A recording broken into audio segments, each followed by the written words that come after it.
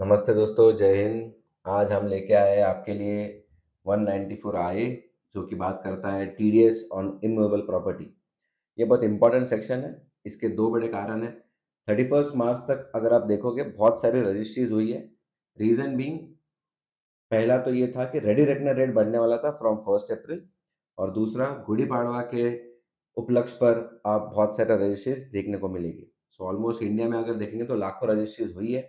सो इसको मद्देनजर रखते हुए अपन ये डिस्कस करेंगे कि आपको टीडीएस ऑन इमूवेबल प्रॉपर्टी कब करना है। सबसे पहली बात, एग्रीकल्चर लैंड अगर है तो उसके ऊपर आपको टीडीएस डिडक्ट करने की कोई जरूरत नहीं होगी। नेक्स्ट, वैल्यू आपकी रजिस्ट्री की होनी चाहिए मोर देन 50 लाख रुपीज। अब इसके दो मायने होते हैं। कोई बोलता है सर 50 लाख रुपीज अगर है और उसमें हम 3 लोग हैं, जैसे 60 लाख पकड़ लीजिए आप, जिसमें 3 लोग हैं तो 20 लाख रुपए का एक बंदे का शेयर आएगा। तो यहाँ पे ध्यान रखिए, तीनों बायर्स को टीडीएस डिडक्ट करना पड़ेगा on his respective amount, that is 20 lakh rupees. जब भी मैं परचेज करने जाऊंगा और सिंगल सेलर है, मैं ये एज्यूम करता हूँ, तो यहाँ पे आपको 20 लाख के ऊपर 1% दैट इज 20,000 रुपीज डिडक्ट करना पड़ेगा हर एक इंडिविजुअल असेसी को। नेक्स्ट, कंसिडरेशन में क्या आता है, ये बहुत इंपॉर्टेंट पॉइंट है।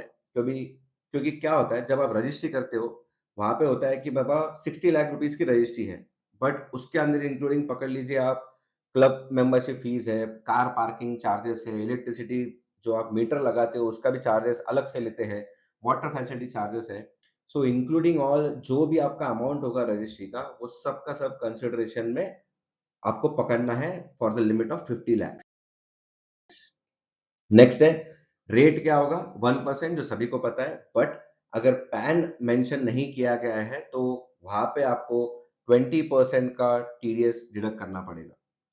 इंपॉर्टेंट पार्ट है पेमेंट एंड डिडक्शन का। ये कब होना चाहिए, ये बहुत बड़ा कंफ्यूजन है सभी को कि अपन ने टीडीएस कब पे करना है और कब जमा करा देना है। एक एग्जांपल के साथ इसको समझते हैं। पकड़ लीजिए मैंने 31 मार्च को अगर रजिस्ट्री की है, यहाँ पे आपको ये समझना है कि the wordings are within 30 days from the end of the month in which TDS is deducted। यहाँ पे आपको पकड़ लीजिए कि 30 डेज मतलब 31 मार्च को अगर आप रजिस्ट्री करते हो, उसके 30 दिन के अंदर मतलब 30 अप्रैल तक आपको टीडीएस भर देना है।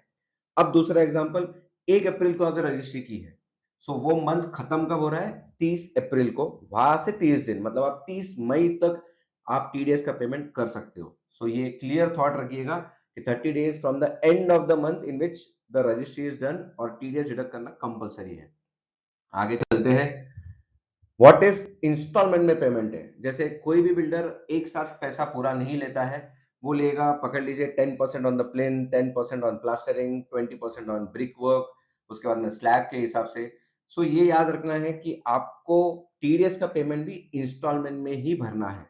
पकड़ लीजिए टोटल आपका रजिस्ट्री 1 करोड़ रुपए का, but amount is like 20 lakh, 10 lakh, 15 lakh bits and pieces में है। जब जब जैसे जैसे आपकी पेमेंट होगी अकॉर्डिंग टू द एग्रीमेंट, वो बेसिस पे आपको टीडीएस डिडक्ट करना है। अब एक और सवाल आता है कि सर एक साथ हम टीडीएस भर देंगे तो क्या होगा। इसके दो रिपरकेशन है। सामने वाले बिल्डर को वो साल में पूरा का पूरा इनकम बताना पड़ेगा, जो कि फिजिबल नहीं है।